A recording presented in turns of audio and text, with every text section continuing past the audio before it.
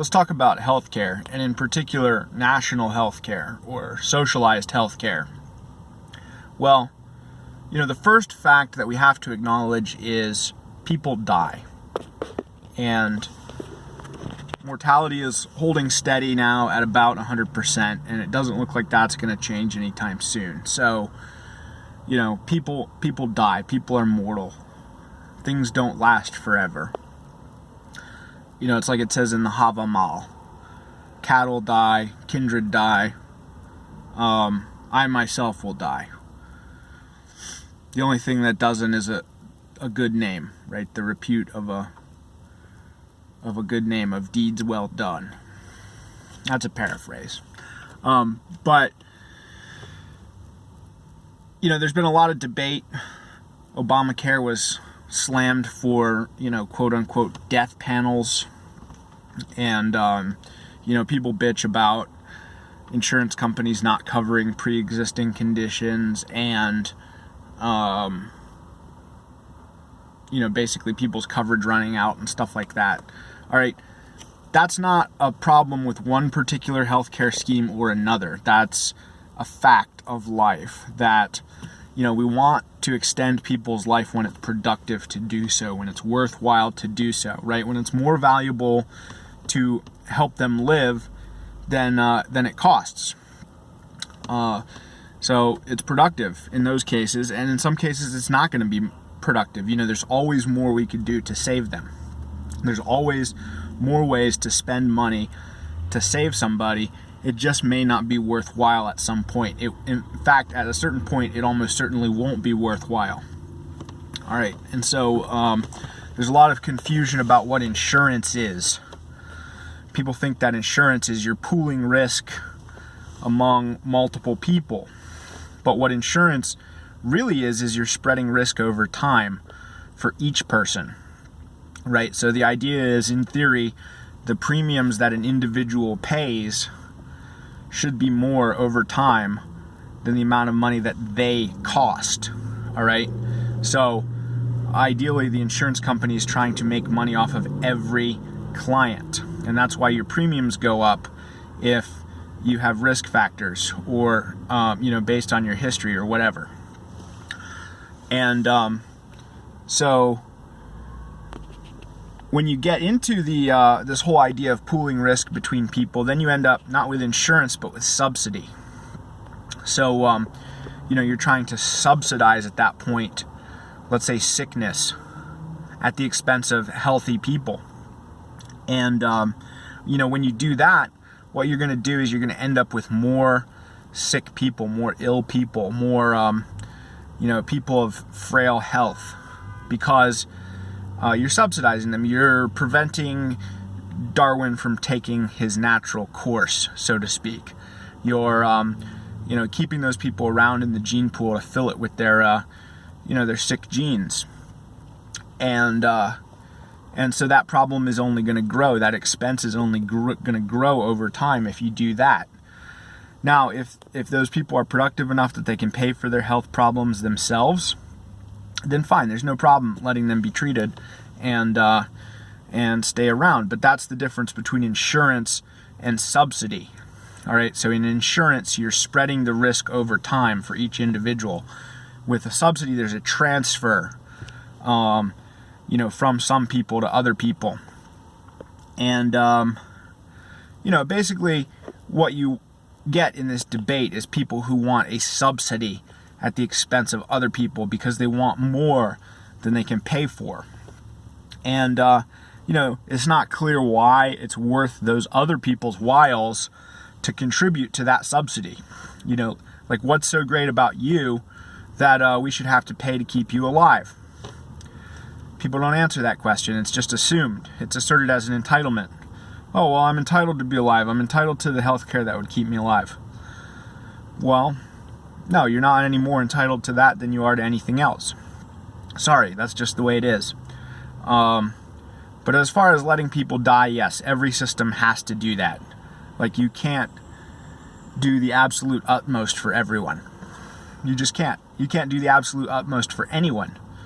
There is no single individual who could totally exhaust all of the possible healthcare treatments to extend their life, who could afford all of those. There's no single individual, not even a multi-billionaire, who could afford all of the possible treatments that might be able to marginally extend his life a little bit longer. Everybody's going to die before they absolutely have to, and that's just it's an ineradicable feature of life. Everybody could, in principle, live a little longer if we're willing to spend a little bit more money on them. But, at a certain point, it's like, why fucking bother? All right, just die already. Make room for the new generation coming up behind you. That's what they're there for. All right, that's the natural order of things. So every system cuts people off at a certain point. Every system cuts certain people off, and it has to. It has to, right? So that's not a failure of one system or another. It's just a feature of all of them. So getting that out of the way, I used to be a market fundamentalist, and I'm no longer a market fundamentalist, so that's not what this is about. There may be a legitimate regulatory function for the sovereign to serve in this arena, or there may even be a legitimate function for them to serve as the insurer of last resort.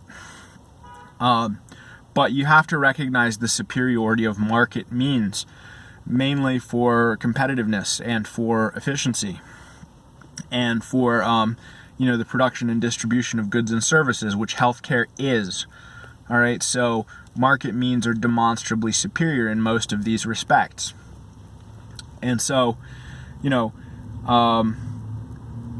a predominantly market-based approach is the most sensible approach here. It's going to afford us the most and the best healthcare. And when you run out of money, you're going to be cut off. Or if it's not profitable for an insurance company to keep you alive, you're going to be cut off. And so, and part of the reason for that is because they're not necessarily guaranteed of realizing a return on that investment in the future, right? So, let's say if you have a pre-existing condition, then even your premiums that you would have to pay in order to pay for insurance might be more than you can afford. That's just a fact. And it's even more complicated because the insurance company can't necessarily count on your business in the future, going into the future. So if they pay now to keep you alive, what's the guarantee that they're going to keep you as a customer long enough to realize a return on their investment? And that's, maybe a place where government as an insurer of last resort makes sense, because, there are plenty of cases or plenty of instances where a private insurance company may not be able to profit from keeping you alive. But, the sovereign, it may not do for the sovereign to let a productive taxpayer simply expire because of a temporary shortfall in funds. All right, it may still be productive to save you, and the sovereign may be the entity with the most incentive to realize the productive benefits of that course. Okay, so there's maybe a role for them to play there. But just looking at the mechanics of market mechanisms and competition and more or less free trade, so to speak, free market mechanisms, far and away the efficiency and competitiveness there is well ahead of the alternatives and the innovation and all that other stuff. So if you have, let's say, a socialist healthcare system, maybe you could realize some gains in the short term, from pooling, buying power or whatever, and negotiating with pharmaceutical companies or whatever the case may be. There's some kind of gains you can realize, some economies of scale maybe, that would make socialist healthcare better in the short term. And the problem with that is now you've cut yourself off from, let's say, innovation. What's the incentive for the socialist healthcare provider to innovate under that scheme? Like, what's the incentive to expand the offerings of products and services? It's only going to be cost for them to do that. they don't have the profit incentive. So, there's not really an upside for them to do that. You kind of, you lock things into a stagnant or static kind of mode. And maybe in terms of, like let's say 2017 standards, you can make a gain and you can keep that gain over time, let's say. Let's say it's not going to become bloated and inefficient to a great scale. But if you're locking yourself into that 2017 mode, what's the incentive to innovate and to advance? And maybe a market system would have innovated and advanced considerably beyond that. But why would the socialist system do that? So you're cutting yourself off from that. So that's one objection. I've already raised the subsidy objection, that you're actually making a problem that gets worse over time and more costly over time by subsidizing the proliferation of, sickness and illness and ill health and, weakness and everything else. So that's another objection. And,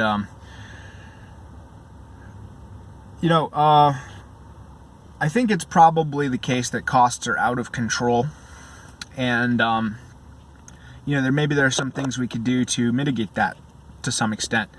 I think, one thing that we could do is we could cut old people off a lot sooner, right? There's, in some respects, limited resources to go to healthcare. And you could always manufacture more drugs or more machines or more equipment or whatever. And, economies of scale, the marginal cost of doing that would probably be pretty low. But, one thing where that isn't the case, for example, is doctors. There are huge barriers of entry to medical fields. And that's probably reasonable, at least to an extent. So, there's a limited supply of doctors. It takes a lot of training and education to get there. You have to be fairly qualified, fairly, high aptitude to get there. So there's a limited pool of people to draw from, and there's a limited pool of people who get there. And so that's a finite resource, more or less. And if you have these geriatric olds, who are using, let's say, most of the healthcare resources, which I believe most of the expenses associated with healthcare nowadays happen at the end stages of life. So, the last few years of life are the most expensive. And so those people spending all that money in that way to marginally prolong their life a little bit at the end, they're bidding away those resources, those doctors and everything else. And they're raising the cost of those resources for everyone else. So that may not be the most productive expenditure of resources. And we might want to consider cutting people off a lot earlier at the end. And that would improve the cost and the quality of care for everyone else throughout their life. During the times when it actually is productive to save people. During the times when it actually will pay to save people or to extend their life. During the productive phases of their life, when they're doing stuff that would make it worthwhile to prolong their life. Not at the end, when they're already not doing anything and they're just burning through their children's inheritance. And so maybe that's the solution, is to let the heirs have a veto. And as long as it's worthwhile to them to spend their inheritance to keep their elders alive, maybe they can do it. But, as soon as it stops being worthwhile to them to spend their inheritance on that purpose, go ahead and cut them off. So there certainly are things we could do to economize in a lot of ways.